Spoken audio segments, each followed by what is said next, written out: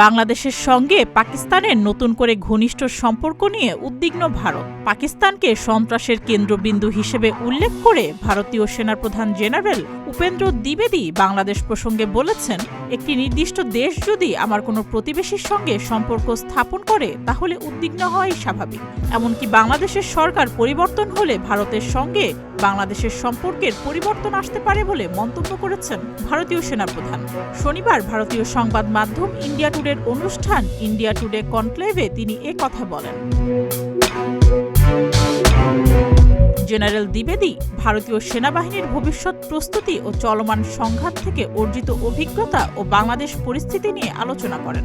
তিনি বলেন, আপনি যে দ্বিতীয় বিষয়টি উত্থাপন করেছেন তা হল আমাদের পশ্চিমা প্রতিবেশী ও বাংলাদেশের মধ্যকার সম্পর্ক।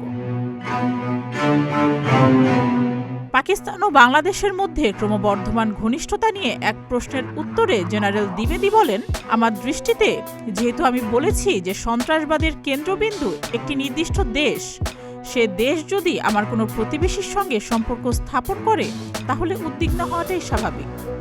কারণ আমার প্রধান উদ্বেগ হল সেই দেশের মাধ্যমে সন্ত্রাসের পথ ব্যবহার করা হতে পারে।